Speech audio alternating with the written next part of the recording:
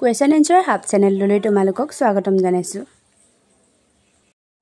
Class 12 Subject Education Lesson Nong 4 Shikkon. Tumalukoloi keitaman guruttopurno proshno loi ahisu. 1 nong proshno Shikkon ki?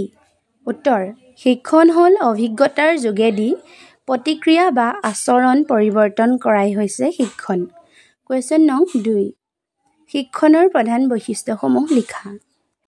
উত্তৰ শিক্ষণৰ প্ৰধান বৈশিষ্ট্যসমূহ হ'ল 1 অভিজ্ঞতা আৰু প্ৰশিক্ষণৰ বাবে শিক্ষণ সংঘটিত হয়।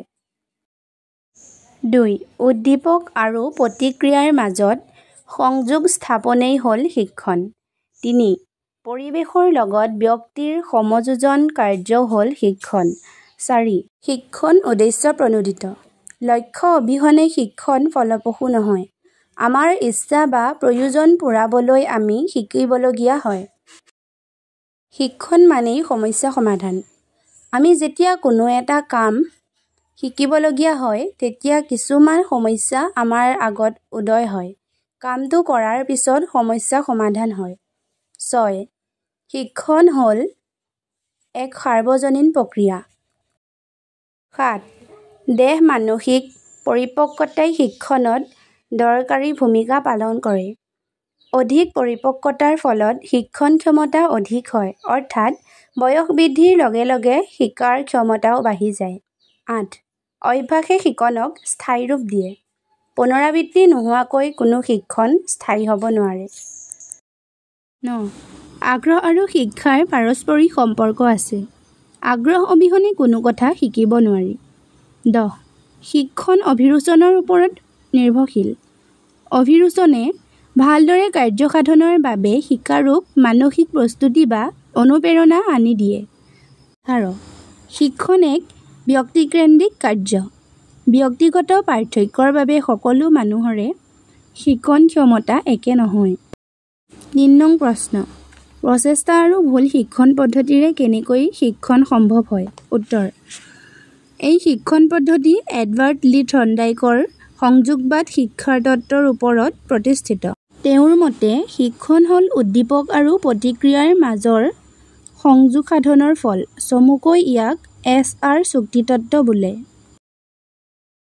আমি যেতিয়া কোনো বিষয় নতুনকৈ শিকিবলৈ চেষ্টা কৰোঁ তৎক্ষণাত তাক বুজা বা আয়ত্ত কৰা আমাৰ বাবে সম্ভৱ নহয়। যেতিয়ালৈকে আমি কৃতকাৰ্য লাভ কৰিব নোৱাৰোঁ তেতিয়ালৈকে বাৰে বাৰে চেষ্টা কৰিব লাগে। প্ৰক্ৰিয়াৰ পুনৰাবৃত্তিয়েই ভুল নাইকিয়া কৰে আৰু শুদ্ধ প্ৰচেষ্টা অৱলম্বন কৰাত সহায় কৰে। অভ্যাসৰ বলত আমি নতুন বিষয় সহজে আয়ত্ত কৰিব পাৰোঁ। ক্ৰিয়াৰ পুনৰাবৃত্তিয়েই এইটো সহজ কৰে। প্ৰাৰম্ভিক প্ৰচেষ্টাত ভুলৰ সংখ্যা বেছি হয়, কিন্তু প্ৰচেষ্টাৰ পুনৰাবৃত্তিয়ে ভুলৰ সংখ্যা ক্ৰমান্বয়ে হ্ৰাস কৰে।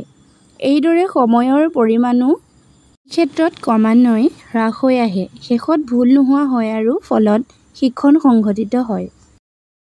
4 নং প্ৰশ্ন প্ৰচেষ্টা আৰু ভুল শিক্ষণ পদ্ধতিৰ বৈশিষ্ট্য লিখা। উত্তৰ প্ৰচেষ্টা আৰু ভুল শিক্ষণৰ কিছু বৈশিষ্ট্য তলত দিয়া হ'ল। 1 পৰীক্ষা নিৰীক্ষা আৰু ভুল শিক্ষণ এক ক্ৰমাগত প্ৰক্ৰিয়া। 2 এই পদ্ধতিৰ মূল হৈছে পুনৰাবৃত্তি। 3 প্ৰাৰম্ভিক অৱস্থাত ভুলৰ সংখ্যা আৰু সময়ৰ পৰিমাণ অধিক হোৱা দেখা যায়। পৰৱৰ্তী প্ৰচেষ্টাত সেইবোৰ নিম্নগামী হয়। 4 এই পদ্ধতিত শুদ্ধ প্ৰচেষ্টাৰ উদ্দেশ্যে ভুল প্ৰচেষ্টা ত্যাগ কৰা হয়।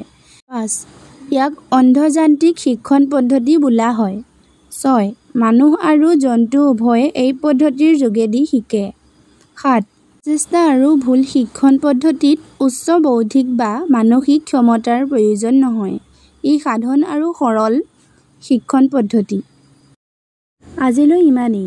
তোমালোকে যদি মোৰ ভিডিঅ' চাইছা ছাবস্ক্ৰাইব আৰু শ্বেয়াৰ কৰিবলৈ নাপাহৰিবা।